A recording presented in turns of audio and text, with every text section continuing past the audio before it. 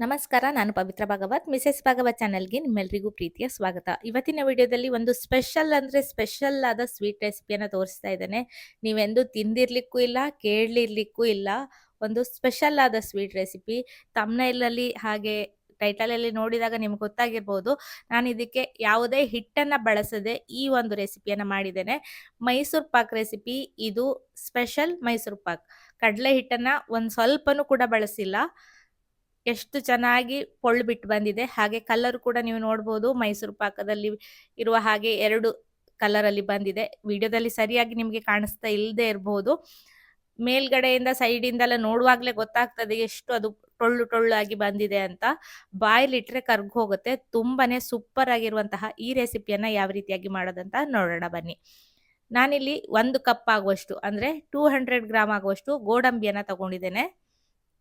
ಇದನ್ನ ಚೆನ್ನಾಗಿ ತೊಳೆದು ನೀರಿನಲ್ಲಿ ನೆನೆಸಿಟ್ಕೊಳ್ತೇನೆ. ಮಿನಿಮಮ್ ಅಂದ್ರೂ 1 ಗಂಟೆ ಹೊತ್ತು ನೆನಿಬೇಕು. ಎಷ್ಟು ಸ್ಮೂತ್ ಆಗಿ ನೆನೀತದೆ ಅಷ್ಟು ಚೆನ್ನಾಗಿ ಆಗ್ತದೆ ಈ ಒಂದು ರೆಸಿಪಿಯನ್ನ ಮಾಡ್ಲಿಕ್ಕೆ. ನಾನು ಹೆಚ್ಚು ಟೈಮ್ ಇಲ್ಲದೆ ಇರೋದ್ರಿಂದ ಸ್ವಲ್ಪ ಬೆಚ್ಚಗಿನ ನೀರನ್ನ ಹಾಕಿ ನೆನೆಸಿಟ್ಕೊಳ್ತಾ ಇದ್ದೇನೆ.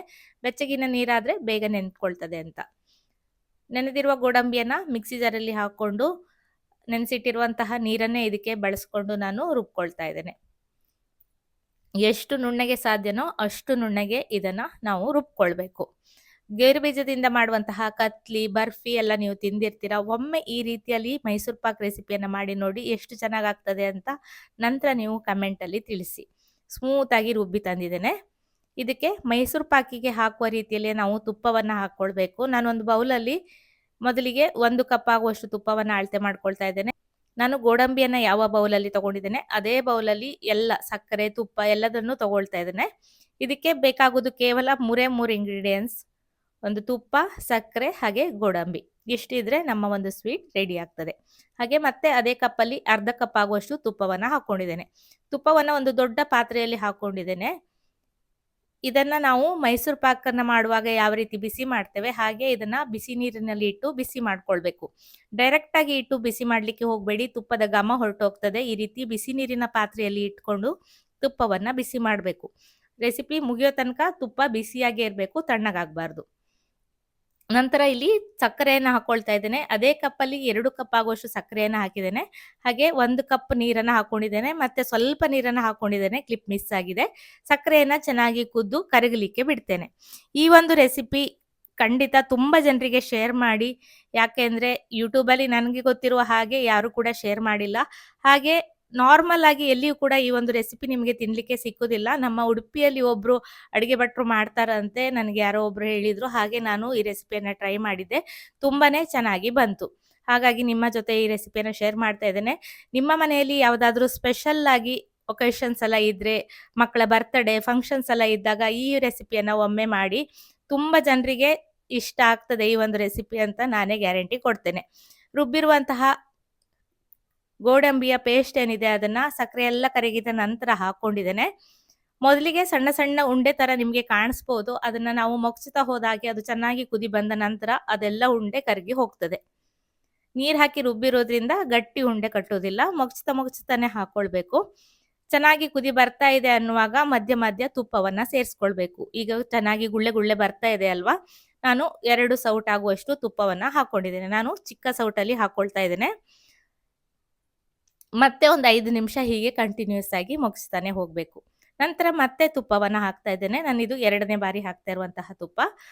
ಮತ್ತೆ ಅದೇ ಸೌಟಲ್ಲಿ 2 ಸೌಟ್ ಆಗುವಷ್ಟು ತುಪ್ಪವನ್ನ ಹಾಕೊಂಡಿದ್ದೇನೆ. ಮತ್ತು ಇದೇ ರೀತಿಯಲ್ಲಿ ಮೊಗ್ಚಿಕೊಳ್ತಾ ಹೋಗ್ತೇನೆ.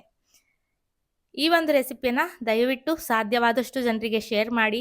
ಒರಿಜಿನಲ್ ಏನಾದರೂ ಒಂದು ವಿಡಿಯೋ ಇದೆ ಅಂದ್ರೆ ಅದನ್ನ ಈ ಚಾನೆಲ್ನಲ್ಲೇ ಎಲ್ಲರೂ ನೋಡುವಂತಹದಾಗ್ಲಿ ಅಂತ ನನ್ನ ಒಂದು ಆಸೆ. ಕೆಲವೊಮ್ಮೆ ಏನಾಗ್ತದೆ, ನಾವು ಒಂದು ವಿಡಿಯೋವನ್ನ ಪೋಸ್ಟ್ ಮಾಡಿರ್ತೇವೆ. ಅದು ಒಂದು ಸ್ವಲ್ಪ ವೈರಲ್ ಆಗ್ತಾ ಇದ್ದಾಗೆ ಇನ್ನೊಂದು ಯಾವುದೋ ಚಾನಲಿನವರು ಹಾಕ್ತಾರೆ. ಆ ಚಾನೆಲ್ನಲ್ಲಿ ಬಂದಷ್ಟು ವ್ಯೂಸ್ ಖಂಡಿತ ನಮ್ಮಂತಹ ಪುಟ್ಟ ಚಾನಲಲ್ಲಿ ಬಂದಿರೋದಿಲ್ಲ. ಆಗ ತುಂಬಾ ಬೇಜಾರಾಗ್ತದೆ. ನಮ್ಮ ಒಂದು ರೆಸಿಪಿಯಿಂದ ನಮಗೆ ಏನೂ ಆಗ್ಲಿಲ್ಲ, ಇನ್ಯಾರೋ ವ್ಯೂಸ್ ಅನ್ನ ತಗೊಂಡ್ರು ಅಂತ ಅನ್ಸ್ತದೆ. ಖಂಡಿತ ಅನ್ಸ್ತದೆ. ಯಾರಿಗೇ ಆದ್ರೂ ಕಷ್ಟಪಟ್ಟು ಮಾಡಿದಾಗ ಆ ಒಂದು ಅಭಿಪ್ರಾಯ ಖಂಡಿತ ಬಂದೇ ಬರ್ತದೆ. ಹಾಗಾಗಿ ನೋಡಿದವರು ಖಂಡಿತ ಸಾಧ್ಯವಾದಷ್ಟು ಜನರಿಗೆ ಈ ಒಂದು ರೆಸಿಪಿಯನ್ನ ತಲುಪಿಸಿ ಅಂತ ಕೇಳ್ಕೊಳ್ತೇನೆ.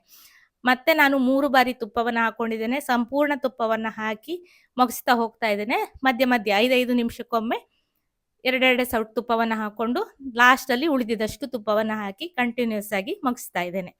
ಇದಕ್ಕೂ ಕೂಡ ಅಷ್ಟೇ ಸಾಧಾರಣ ಒಂದು 35-40 ನಿಮಿಷಕ್ಕಿಂತ ಸ್ವಲ್ಪ ಜಾಸ್ತಿನೇ ಬೇಕಾಗ್ತದೆ ನಾವು ನೀರನ್ನು ಹಾಕಿ ರುಬ್ಬಿರೋದ್ರಿಂದ. ನಾನಿಲ್ಲಿ ಚಿಟಿಕೆ ಲೆಮನ್ ಎಲ್ಲ ಫುಡ್ ಕಲರನ್ನು ಬಳಸಿದ್ದೇನೆ. ಅಗತ್ಯ ಇಲ್ಲ, ಅದೇ ಕಲರಿನಲ್ಲಿ ಕೂಡ ಮಾಡ್ಕೊಳ್ಬೋದು. ನಾನು ವಿಡಿಯೋಗೋಸ್ಕರ ಮಾಡ್ತಾ ಇರೋದ್ರಿಂದ ಒಂದು ಚಿಟಿಕೆ ಆಗುವಷ್ಟು ಕಲರನ್ನು ಹಾಕ್ಕೊಂಡಿದ್ದೇನೆ. ಇಲ್ಲಿ ವಿಡಿಯೋದ ಕಲರ್ ತುಂಬಾ ಇಂಪಾರ್ಟೆಂಟ್ ಆಗ್ತದೆ, ಹಾಗಾಗಿ ವಿಡಿಯೋ ಚೆಂದ ಕಾಣಲಿಕ್ಕೋಸ್ಕರ ನಾನು ಫುಡ್ ಕಲರನ್ನು ಬಳಸಿದ್ದೇನೆ. ನಾರ್ಮಲ್ ಆಗಿ ನೀವು ಮನೆಯಲ್ಲಿ ಮಾಡ್ಕೊಳ್ತೀರಾ ಅನ್ನೋದಾದರೆ ಖಂಡಿತ ಫುಡ್ ಕಲರನ್ನು ಅವಾಯ್ಡ್ ಮಾಡ್ಬೋದು. ಮುಗಿಸ್ತಾ ಹೋಗ್ತಾ ಇದ್ದೇನೆ. ಈಗ ಚೆನ್ನಾಗಿ ಗಟ್ಟಿ ಆಗ್ತಾ ಬಂದಿದೆ, ಗುಳ್ಳೆ ಗುಳ್ಳೆ ಬರ್ತಾ ಇದೆ. ಈಗ ನೋಡಿ ಮೈಸೂರು ಪಾಕಿನಲ್ಲಿ ಗುಳ್ಳೆ ಗುಳ್ಳೆ ಪದ್ರ ಪದ್ರ ಹೇಗೆ ಬರ್ತಾ ಇದೆ ಆ ರೀತಿ ಆಗಿದೆ. ಇಷ್ಟೊತ್ತು ನಾವು ಮುಗಿಸ್ಬೇಕು. ಇದನ್ನು ಬೇಗ ತೆಗಿಲಿಕ್ಕೆ ಹೋಗಬೇಡಿ. ಈ ರೀತಿ ಪದರ ಪದರ ಬರಬೇಕು, ಅಂದ ನಂತರವೇ ನಾವು ಪ್ಲೇಟಿಗೆ ಹಾಕಬೇಕು.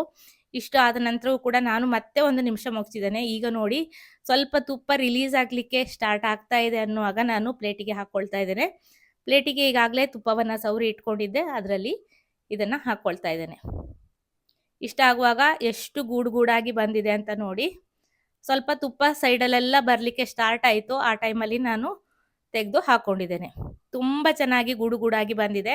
ಮೇಲ್ಗಡೆಯಿಂದ ಪ್ರೆಸ್ ಮಾಡಲಿಕ್ಕೆ ಹೋಗಬಾರ್ದು. ನಾನು ಅಲ್ಲೇ ಸ್ವಲ್ಪ ಹರಡ್ಕೊಂಡೆ, ಎಲ್ಲ ಕಡೆಗೆ ಹರಡುವ ಹಾಗೆ ಆ ಕಡೆ ಈ ಕಡೆ ಈ ರೀತಿ ಹರಡ್ಕೊಂಡಿದ್ದೇನೆ. ತಣ್ಣಗಾಗಲಿಕ್ಕೆ ಬಿಡ್ತೇನೆ. ಒಂದು 10-15 ನಿಮಿಷ ಸ್ವಲ್ಪ ಬೆಚ್ಚಗಿರುವಾಗಲೇ ನಾನು ಮಾರ್ಕ್ ಮಾಡ್ಕೊಳ್ತಾ ಇದ್ದೇನೆ.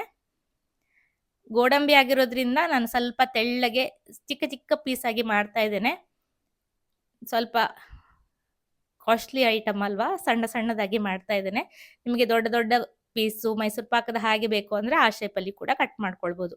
ಈ ರೀತಿ ಎಲ್ಲ ಪೀಸ್ ಮಾಡಿ ಇಟ್ಕೊಂಡಿದ್ದೇನೆ. ತಣ್ಣಗಾದ ನಂತರ ತೆಗಿತಾ ಇದ್ದೇನೆ. ನೋಡಿ ಮೈಸೂರು ಪಾಕದ ಹಾಗೆ ಕಾಣಿಸ್ತಾ ಇದೆ.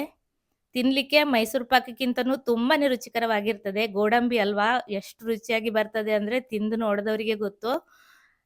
ಹಾಗೆ ಕಲರು ಕೂಡ ಅಷ್ಟೇ ಚೆನ್ನಾಗಿ ಬಂದಿದೆ. ನಾನು ಫುಡ್ ಕಲರನ್ನು ಸ್ವಲ್ಪ ಬಳಸಿದ್ದೇನೆ, ಆದರೂ ಕೂಡ ಅದು ಹಾಕಿಲ್ಲ ಅಂದರೂ ಒಂದೊಳ್ಳೆ ಚಂದದ ಬಣ್ಣದಲ್ಲಿ ಇದು ಬರ್ತದೆ. ಈ ರೀತಿ ಎಲ್ಲ ಪೀಸ್ ರೆಡಿಯಾಗಿದೆ. 1 ಕಪ್ಪಲ್ಲಿ ನಾನು ಮಾಡಿದ ಸೈಜಲ್ಲಿ ನೀವು ಮಾಡೋದಾದರೆ 60-65 ಪೀಸ್ ಆಗ್ತದೆ. ಸೈಡ್ ಪೀಸನ್ನೆಲ್ಲ ಬಿಟ್ಟು ನಾನು ಹೇಳ್ತಾ ಇರೋದು, ಚಂದದ ಪೀಸನ್ನು 60-65 ಪೀಸನ್ನು ಮಾಡ್ಕೊಳ್ಬೋದು. ಯಾವ ರೀತಿಯಾಗಿ ಗುಡುಗುಡಾಗಿ ಬಂದಿದೆ ನೋಡಿ.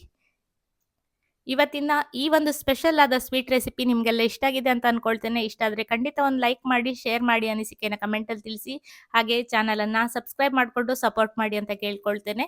ಮತ್ತು ಹೈಪ್ ಅಂತ ಆಪ್ಷನ್ ಇದೆ, ಅದನ್ನು ಕೂಡ ಕ್ಲಿಕ್ ಮಾಡೋದನ್ನು ಮರಿಬೇಡಿ. ಇದೇ ರೀತಿ ಇನ್ನೂ ಹೆಚ್ಚಿನ ರೆಸಿಪಿಗಳೊಂದಿಗೆ ಬರ್ತಾ ಇರ್ತೇನೆ. ಚಾನಲನ್ನು ಸಪೋರ್ಟ್ ಮಾಡ್ತಾ ಇರಿ. ಮತ್ತೊಂದು ವಿಡಿಯೋದಲ್ಲಿ ಸಿಗ್ತೇನೆ. ಅಲ್ಲಿಯವರೆಗೂ ನಮಸ್ಕಾರ.